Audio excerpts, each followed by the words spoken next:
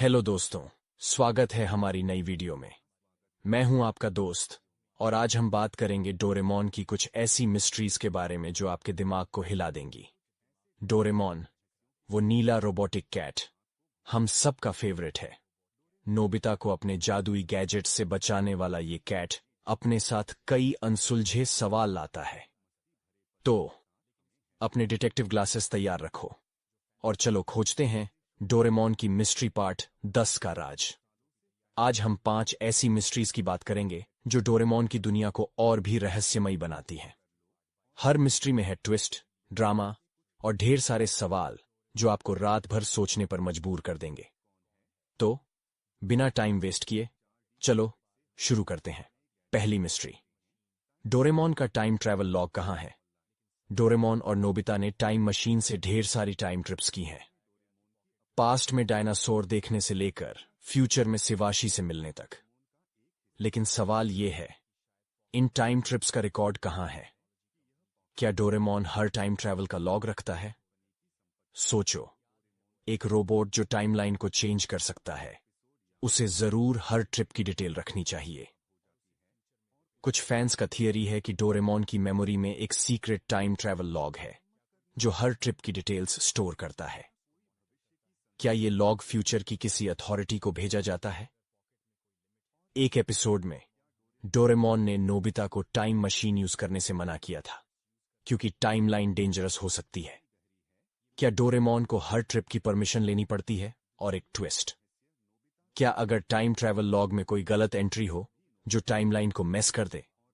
जैसे अगर नोबिता ने पास्ट में कुछ चेंज किया और डोरेमोन ने उसे रिकॉर्ड नहीं किया, क्या फ्यूचर में कोई टाइम पुलिस है जो इस लॉग को चेक करती है? अगर हां, तो क्या डोरेमोन कभी उनके रडार पर आ चुका है? डोरेमोन की सबसे स्मार्ट और काइंड कैरेक्टर, वो हमेशा सही डिसीजंस लेती है और मुसीबत में भी कूल रहती है। लेकिन सवाल यह है, क्या शिजुका को फ्यूचर की कोई मेमोरी है? क्या वो पहले से जानती है कि नोबिता उसका फ्यूचर हस्बैंड है? सोचो, मंगा में बताया गया कि शिजुका फ्यूचर में नोबिता से शादी करती है, लेकिन कुछ एपिसोड्स में शिजुका नोबिता की बेवकूफी पर भी उसे सपोर्ट करती है, जैसे उसे उसका फ्यूचर पता हो। क्या अगर शिजुका को फ्यूचर से कोई मैसेज मिला है?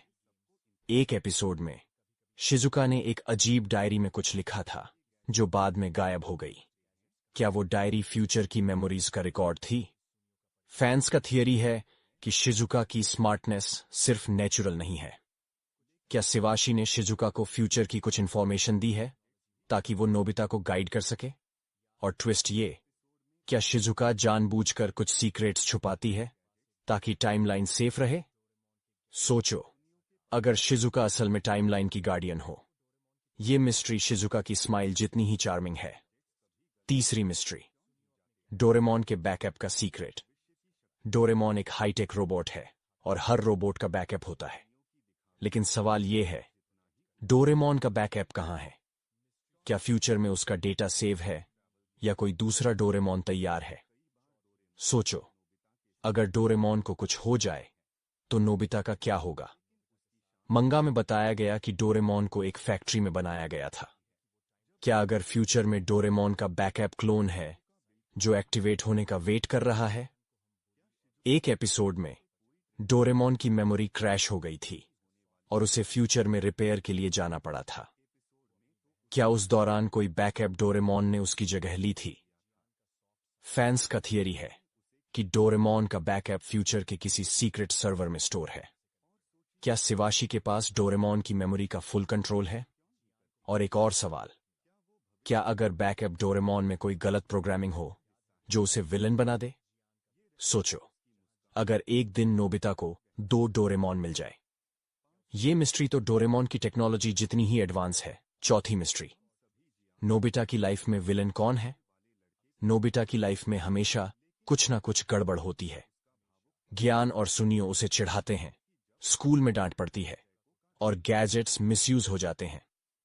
लेकिन सवाल यह है, क्या नोबिता की लाइफ में कोई सीक्रेट विलन है?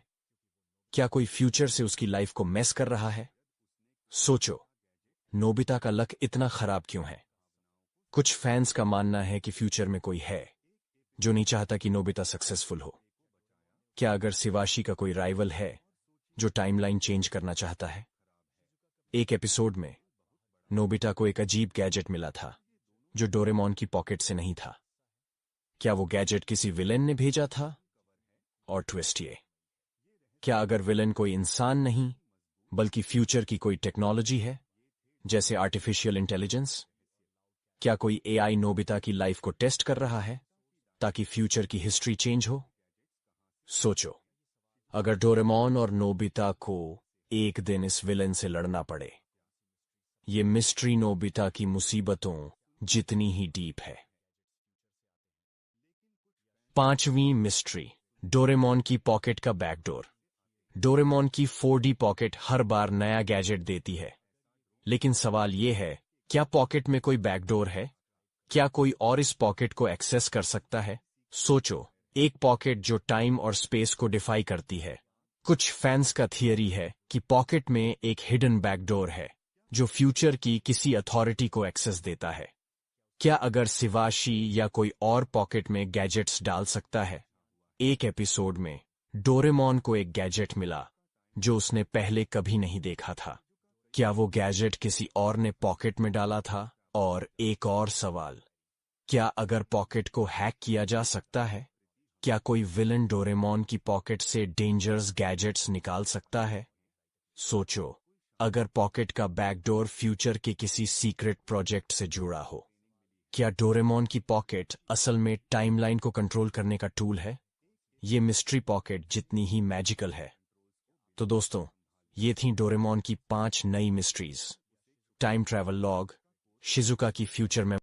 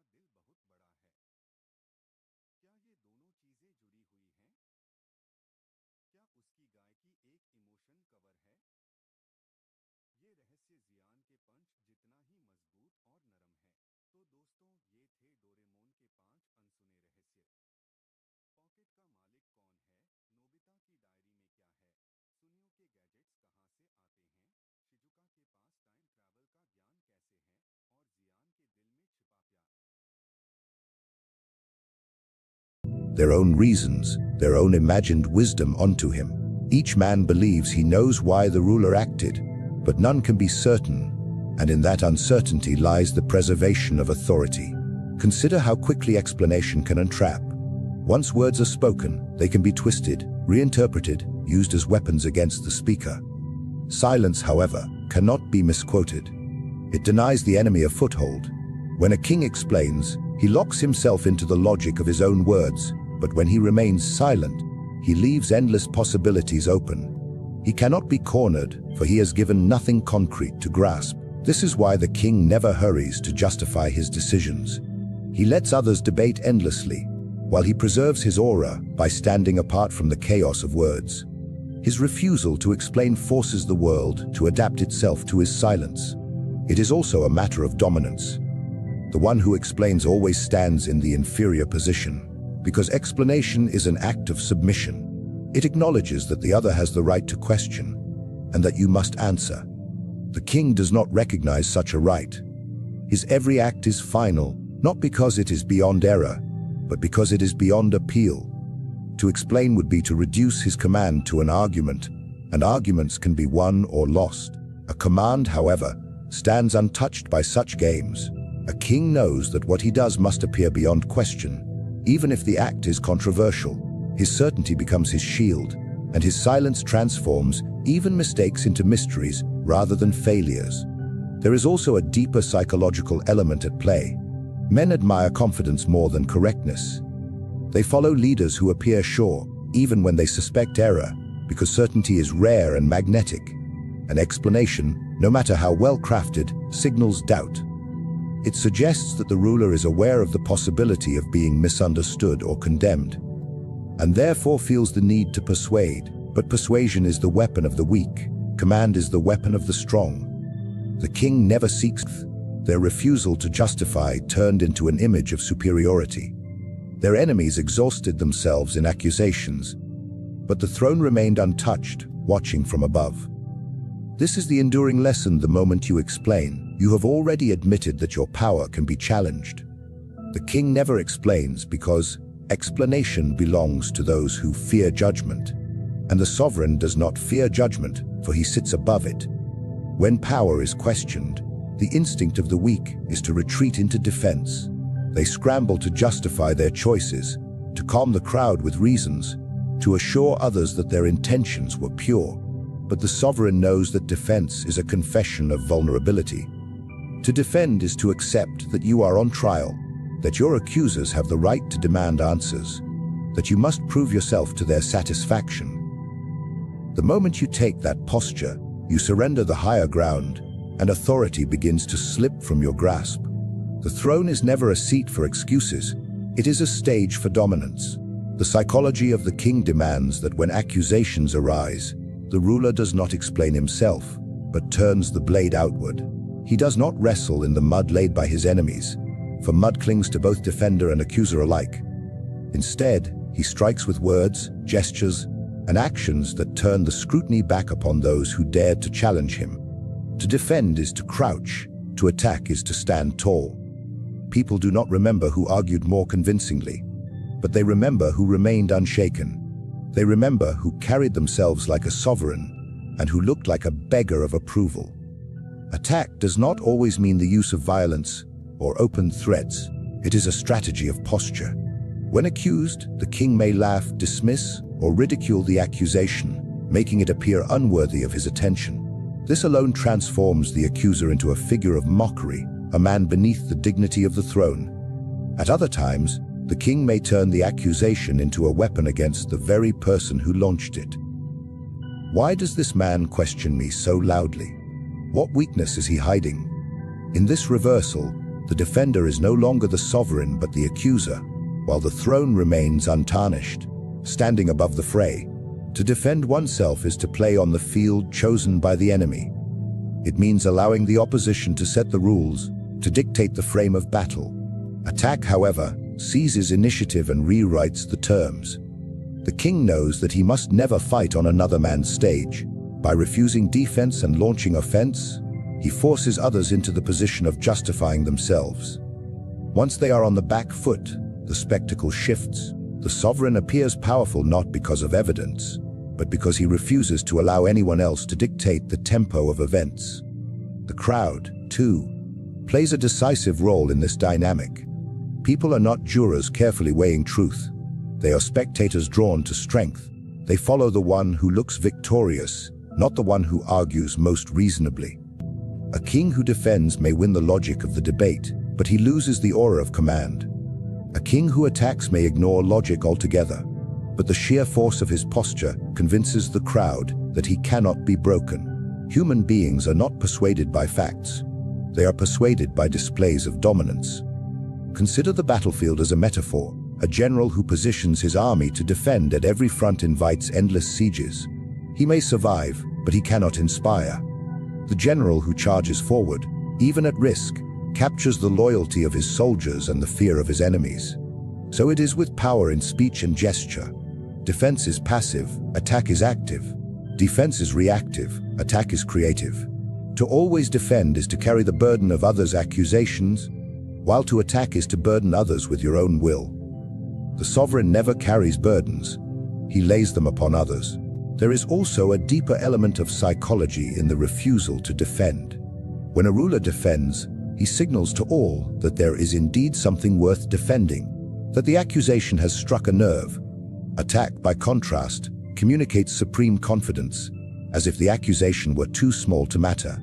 People read this posture more deeply than the content in him, but instead expose them. Such a reputation is worth more than truth itself. It deters opposition before it even begins. Those who might accuse think twice, because they understand they will not be met with explanations, but with exposure. Thus the king protects himself not by shielding against every attack, but by ensuring that no one dares to strike in the first place. The throne cannot be shared with those who question it. By defending, one shares authority with the accuser, acknowledging him as a rival voice in the court of opinion. By attacking, one silences that voice, either through ridicule, intimidation, or sheer disregard. Attack transforms the ruler into the sole author of the story. He frames reality, and framing reality is the essence of sovereignty. To defend is to live in another man's story. To attack is to write your own. This is why the king never allows himself to become a defendant in the court of public perception. He turns every attempt against him into a weapon for himself. He refuses to kneel under the weight of judgment and instead forces others to bear the weight of his presence. His strength does not lie in proving his innocence, but in projecting that he is untouchable. Men may whisper doubts, but their whispers fade before the roar of his certainty.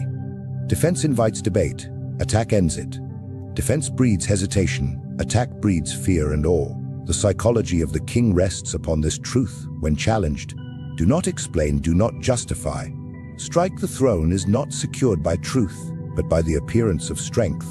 Men imagine that authority rests on facts, on reason, on the justifications of action. Yet history shows that rulers endure, not because they are right, but because they seem unshakable.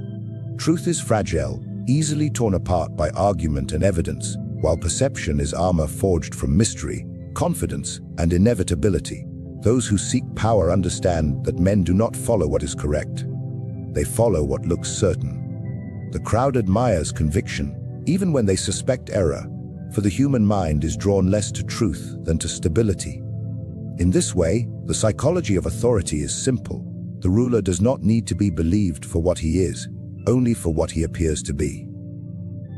The king knows that defending himself undermines perception. A defense suggests fear, and fear breaks the illusion of invincibility.